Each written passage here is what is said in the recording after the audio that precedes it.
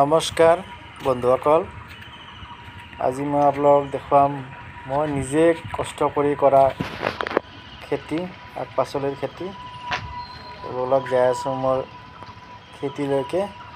এই চাওক মই গেট বনাইছোঁ কি ধুনীয়াকৈ।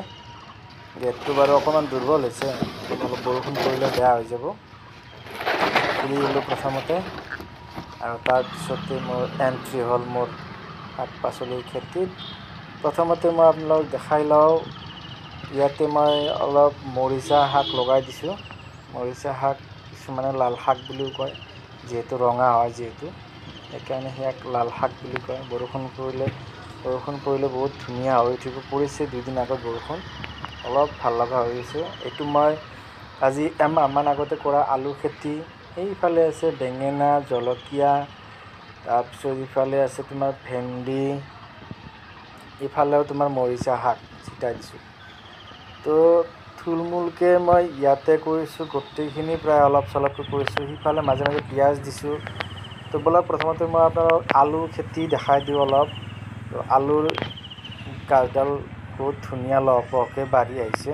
এতিয়া ছিজন নহয় যিহেতু আলুৰ, মই অলপ দেৰিকৈ ৰুইছোঁ আলু। তো কিমান কি ভাল হ'ব নাজানো, কষ্ট কৰিছোঁ ঠিকে। তো আশা কৰিছোঁ নিশ্চয় ভালেই হ'ব, ভাল ফলে পাম, এইটো আশা কৰিছোঁ। আৰু তাতছে বেছিনো কি কৰিব পাৰিম। ব'লক মই আপোনাক এটা দেখাই দিওঁ, আলু এটা হৈছেনে নাইবা চাওঁ ৰ'ব। অলপ মই চোৱাই নাই এতিয়ালৈকে, এটা মই চাওঁ ৰ'ব তলত আলু চালু লাগিছেনে নাইবা।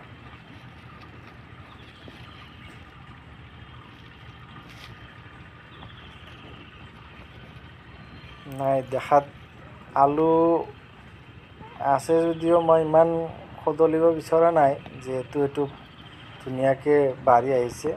হওক বাৰু, ধৈৰ্য ধৰোঁ আৰু 1.5 মাহমান, 1 মাহ 1.5 মাহ 2 মাহমান ধৈৰ্য ধৰাৰ পিছত নিশ্চয় ফল পামেই। তো গাছকেইডাল বহুত ধুনীয়া হৈ উঠিছে আলুকেইডাল। তাৰপিছত মই মাজেদি আলি বনাই দিছোঁ, যাতে বেলেগ গাছবিলাক খোজ নপৰে। এই মাজে মাজে মই জলকীয়া দিছোঁ। এইটো চাওক জলকীয়া, এইটো জলকীয়া, এইটো জলকীয়া। তো এইকেইডাল গাছ মই বেছি দিন হোৱা নাই ৰুইছোঁ, হ'ল এসপ্তাহমান হ'ল। আৰু এইকেইটা হ'ল বেঙেনা, 12 মেহে বেঙেনা। তো এইকেইটাও সৰু সৰু হৈ আছে। তো বেছি দিন হোৱা নাই যিহেতু ৰুইছোঁ, জাষ্ট ইহঁতে মাটিৰ লগত লাগি ধৰিছেহে মুঠে। তো এইটো হ'ল এইটো পানীলাও, আৰু আছে তোমাৰ সেইফালে দিছোঁ ৰঙালাও। এইটো ৰঙালাও অলপ বাঢ়ি আহিছে। ৰঙালাও 2টা এটা লাগিছেই, এইটো এটা চাওক সৰু হৈ আছে, এইটো ডাঙৰ হৈ আহিব চাগে লাহে লাহে। এইটো এটা লাগিছে। তাৰপিছত সিফালে আৰু 2-4টা ফুল আহিছে। তো এই গাছডালো বহুত পুৰণা। এইটো ৰুবা মোৰ এই খেতি কৰাৰ আগতে মই প্ৰথম এইটো ৰুই লৈছোঁ। তো সেই হিচাপত এইটো ইমান গ্ৰ'থ হোৱা নাই। তো এইটো ফুল লাগি আছে, চাওক কি ধুনীয়া লাগি আছে।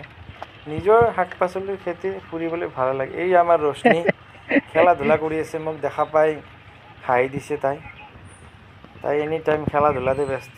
এয়া চাওক মই পিঁয়াজো ৰুইছোঁ। পিঁয়াজ বুলি ক'লে আৰু খাবলৈ পিঁয়াজ নহয়, পিঁয়াজৰ পাত মানুহে যিহেতু খায়, এইটো ৰান্ধিও খাব পাৰি, বা পিঁয়াজৰ পাত বিভিন্ন প্ৰকাৰৰ ৰেচিপি বনাই খাব পাৰি। মাজে মাজে মই দেখা পাইছেনে আপোনালোকে, পিঁয়াজ দি দিছোঁ। এইবিলাকতো আলুৱে বাৰু। তো মই যি কি নহওক, মই আলু খেতিত চাই পেলাই ভাল লাগে। আলু যিহেতু মই এমাহমান আগতে ৰুইছোঁ, এইটো বঢ়িয়াকৈ লহপহকৈ বাঢ়ি আহিছে। আৰু এই বেঙেনা আৰু জলকীয়াৰ মাজে মাজে মই এইটো শাক কি কয়, এইটো পালেং শাক দি দিছোঁ পৰীক্ষামূলকভাৱে। এইটো হ'ব লাগে, মাজে মাজে পালেং শাকো দি দিছোঁ।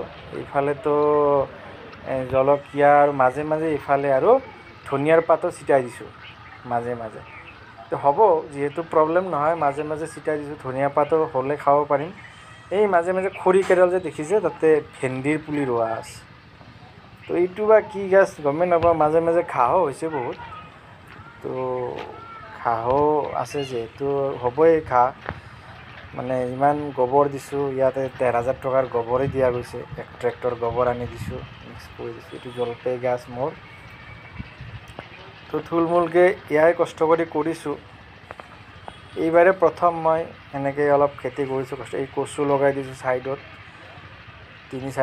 ৪ডালমান কচু লগাই দিছোঁ এনেকৈ। তো কচুও লগাই দিছোঁ, আৰু লাহে লাহে এইটো আৰু বৃদ্ধি কৰিম। চাওঁ কিমান দূৰ কি পাৰোঁ এইটো আৰু আগবঢ়াই নিবলৈ। যিহেতু কষ্ট কৰিছোঁ, এইটো ফল পালে ভাল লাগিব। এইটো আৰু অলপ বাঢ়ি আহিলে, ফল লাগিলে আপোনালোকক দেখাই থাকিম বাৰু ইয়াৰে আপডেট। আপোনালোকে নিশ্চয়